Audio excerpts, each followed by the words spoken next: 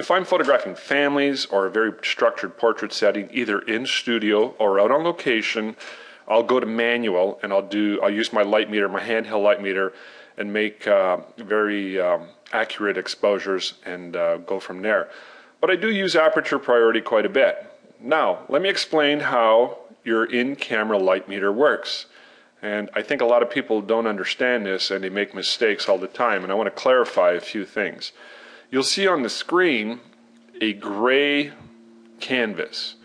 Your camera, your in-camera light meter has to make a decision. When it reads a scene, it doesn't know much about tones. It can't make a subjective interpretive decision for you because it's a computer program built into the camera.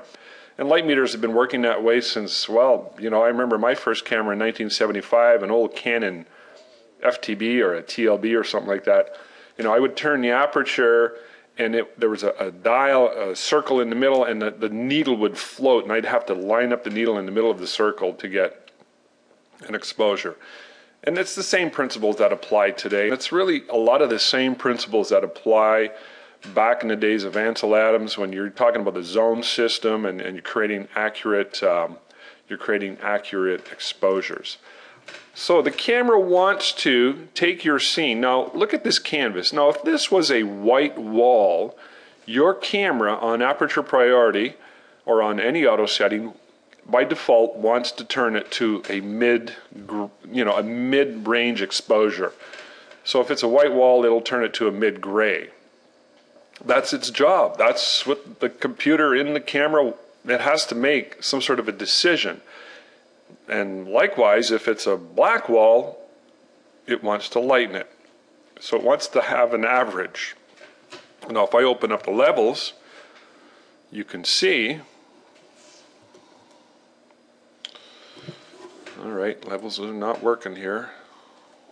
Let's just go there. You could see right in the middle here is where all my tones are.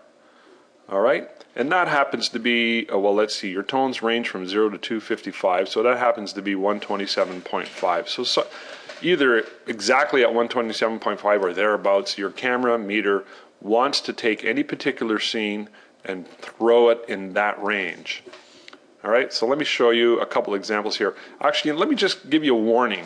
There's just something I hear all the time, and I think this is a really big mistake. And that is, I hear people say, well, you know, I can use raw and go compensate later and pull in my tones because I can pull up to 3 tones under or over exposure and get pretty good results that way. Well, I think that that's a big mistake, and there's 2 reasons why I think that that's a big mistake. The first reason is that you're really not doing yourself a favor. When you were learning how to get accurate exposures, using that most powerful of all computers, the one between your ears, when you look at a scene and you learn how to get a good exposure, you're becoming a better photographer. You're learning how to really look at a scene and evaluate a scene and know exactly how to get good exposures and lay them down. And this is the same as what the zone system back in the days of old, when, you know, they used spot meters and read the tones and lay down that exposure onto negatives, and of course they would pull out the tones again using chemical processing. We don't have to do that nowadays, but the same principles apply in digital. Okay, so if I'm shooting a black wall, it wants to go gray. If I'm shooting a white wall, it'll adjust the exposure to go gray. Okay, let's look at some actual scenes here. Now, this image here, while I was in Belize, down south of the Yucatan Peninsula in Mexico, I was there with my wife, and I was there with Jocelyn, James and Jocelyn Hodgins. James is the co-founder of WS Photo Success.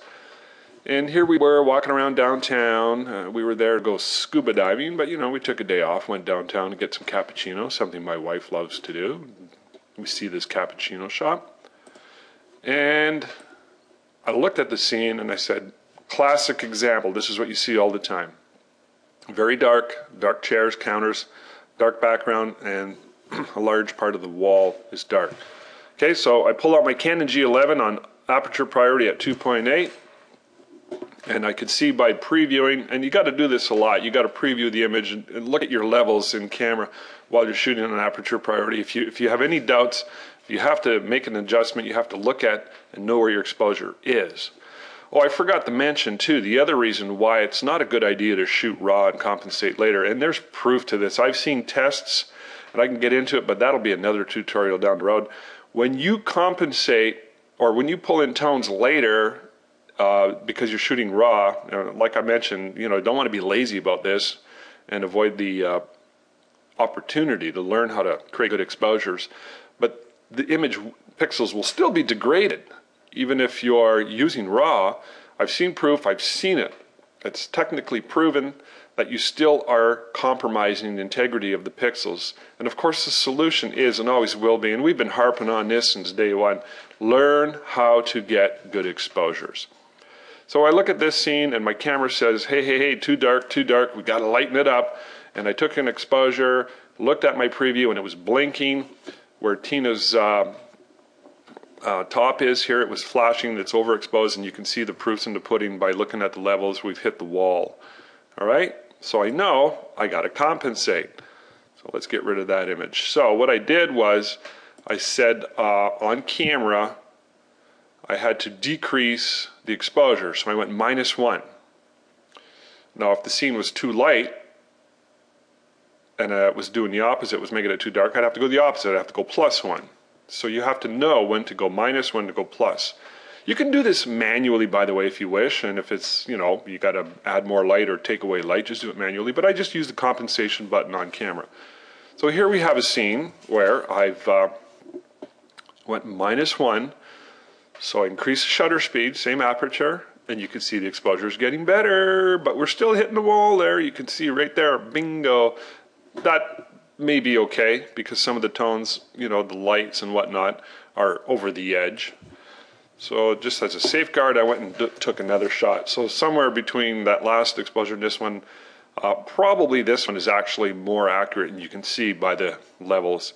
We're hitting the wall to the shadows just, but all the details there, you see it all, it's dark. I want those pixels to go dark.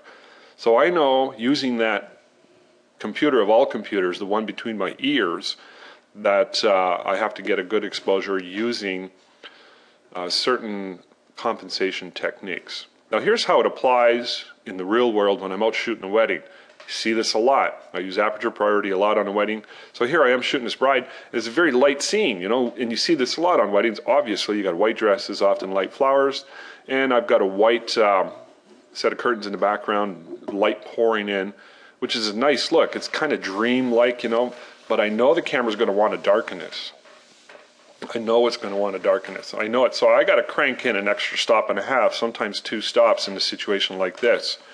Otherwise, there's going to be very little detail in her face and whatnot, and it's going to get very dark and muddy in the area of her dress and flowers. So compensation time in camera, I just know this, and I know I have to do what needs to be done to get that exposure proper.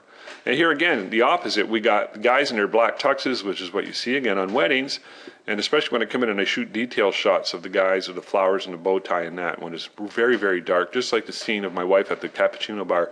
Very, very dark, and I know the camera is going to want to brighten it up, but I don't want it to go bright because it's dark. They're almost black. So I have to compensate, right? So I have to decrease the exposure, decrease the amount of light hitting the sensor. So. And that's it. That's it in a nutshell. That's how aperture priority works in the field, in the real world. And if you want to check out many, many, many hours of tutorials, video tutorials of us on location, us teaching at Inferno workshops, us teaching all over, and or doing photographic sessions, not based on academic theory and not based on textbook, but what really works in the field, check out No BS Photo Success and consider becoming a member, an Inner Circle member. Thanks. I hope you've enjoyed this tutorial, and I'm signing off. Rob Provencher here from No BS Photo Success.